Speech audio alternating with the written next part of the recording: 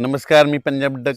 मी खूप दिवसापासून सांगितलं की राज्यात वादळी वाऱ्यासह गारपीट होणार आहे. परत एकदा आज सांगतो की नाशिक जिल्ह्यामध्ये म्हणजे नाशिक, नंदुरबार, धुळे, जळगाव, उत्तर महाराष्ट्रामध्ये जोडून ते 31, 1, 2, 3, 4 तारखेपर्यंत काही काही ठिकाणी पावसाळ्यासारखा पाऊस पडणार आहे. कुठं काही ठिकाणी गारपीट होणार आहे, कुठं वारं सुटल, जिथून काही ठिकाणी नुसतं वारं सुटल.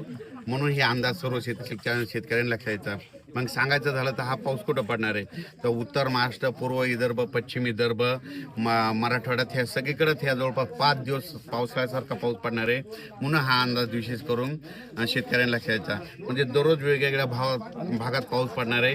काही काही ठिकाणी पेंडवालता पडेल, कुठं पाणी साचल, कुठं रिमझिम पडेल, काही ठिकाणी विजेच्या कडकडासह पाऊस पडणार आहे. म्हणून हा अंदाज सर्व शेतकऱ्यांनी लक्षात घ्यायचा.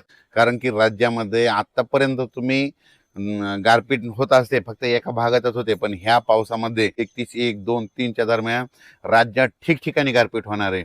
आणि काही ठिकाणी लिंबासारखी गारपीट होईल, काही ठिकाणी बोरासारखी होईल, काही ठिकाणी चिंचोक्यासारखी गारपीट सगळ्या जिल्ह्याला पाहायला भेटणार आहे. पाऊस तुम्हाला सांगू इच्छितो, नंदुरबार जिल्हा झालं, धुळे जिल्हा झालं, नाशिक जिल्हा झालं, जळगाव जिल्हा झालं, त्याच्यानंतर अहिल्यानगर, इकडं संगमनेर तालुका, त्याच्यानंतर मुंबई ठाणे, आपला मुरबाड ते परिसर, पालघर त्या परिसरामध्ये, कोकणपट्टी म्हणजे पालघरपासून ते डायरेक्ट याच्यापर्यंत कुडाळपर्यंत संपूर्ण कोकणपट्टी ह्या परिसरात देखील पाऊस पडणार आहे.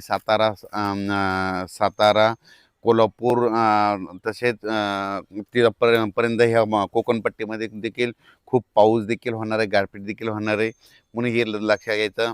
त्याच्यानंतर सांगायचं झालं विदर्भाकडून घेऊ आपण, वर्धा, नागपूर, भंडारा, गोंदिया, चंद्रपूर, यवतमाळ, वाशिम, हिंगोली, नांदेड, परभणी, लातूर, धाराशिव, बीड, जालना, संभाजीनगर, अहिल्यानगर, जळगाव, बुलढाणा, अमरावती, अकोला ह्या पट्ट्यात देखील म्हणजे 3 एप्रिलपर्यंत चांगला पावसाळ्यासारखा पाऊस पडेल. कुठं जिथं नाही पडलं तिथं वारं सुटेल आणि काही भाग सोडून देखील देईल. म्हणून हे लक्षात येतं. तर मग आता तुम्हाला सांगतो, आता नेमके गारपीट कोणत्या कोणत्या जिल्ह्याला पाहायला भेटेल.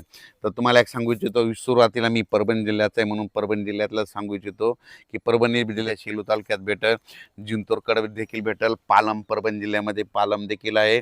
पालम पुण्याच्या त्या पट्ट्यामध्ये गारपीट बघायला भेटतं. आपण परभणी जिल्ह्याच्या बाजूला बीड जिल्हा, तर बीड जिल्ह्यातल्या शेतकऱ्याला सांगू इच्छितो की गेवराई जिल्ह्यामध्ये देखील, गेवराई तालुक्यामध्ये देखील पाऊस देखील भेटेल, गारपीट देखील भेटणार. बीड जिल्ह्यात मात्र वादळी वाऱ्यासह पाऊस पडणार आहे, ठिकठिकाणी पडणार आहे, काही भाग सोडून देणार आहे. म्हणून बीड जिल्ह्यातल्या शेतकऱ्यांनी अंदाज लक्षात येतात. जालना जिल्ह्यात देखील म्हणजे कन्नड, सिल्लोड, भोकरदन त्या पट्ट्यात देखील अजिंठापर्यंत तिकडे देखील काही ठिकाणी खूप सोयगाव त्या परिसरात देखील चांगल्या परिसराचा पाऊस होईल, काही ठिकाणी गारपीट होईल. म्हणून हे देखील सर्व शेतकऱ्यांनी लक्षात घ्यायचं. त्याच्यानंतर संभाजीनगर जिल्ह्यामध्ये देखील वैजापूर, गंगापूर ह्या पट्ट्यात देखील चांगला पाऊस देखील होईल, गारपीट देखील होईल. म्हणजे संभाजीनगर जिल्ह्यामध्ये चांगल्या प्रकारचा वादळी वाऱ्यासह पाऊस होणार, काही ठिकाणी गारपीट देखील पाहायला होणार नाही. म्हणून हे लक्षात येतं. अहिल्यानगरमध्ये देखील खूप ठिकाणी गारपीट पाहायला भेटेल, काही ठिकाणी वारं सुटेल, कुठं पाऊस पडेल, काही ठिकाणी निरंग देखील राहील. संगमनेर तालुका, त्याच्यानंतर पुणे जिल्ह्यात देखील जिल्ह्यातल्या शेतकऱ्यांना देखील गारपीट पाहायला भेटेल. म्हणून हे देखील पुणे जिल्ह्यातल्या सर्व शेतकऱ्यांनी आपण आपला कांदा असेल, गहू असेल त्याचं काळजी घ्यायची. सातारा जिल्ह्यात देखील गारपीट पाहायला भेटेल.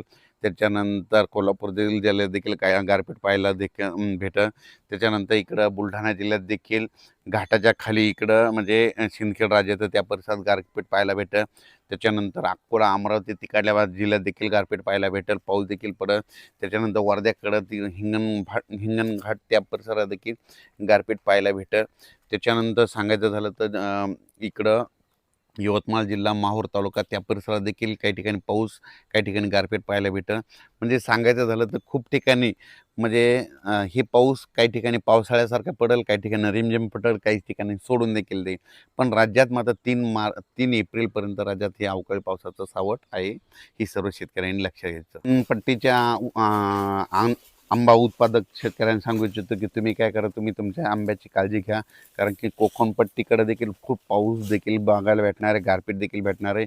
तसे नाशिक जिल्हा, त्याच्यानंतर नंदुरबार, धुळे, जळगाव ह्या पट्ट्यात देखील चांगल्या स्वरूपाची गारपीट पाहायला भेटणार. म्हणून त्या शेतकऱ्यांनी आपण आपल्या पिकाचं संरक्षण करावं.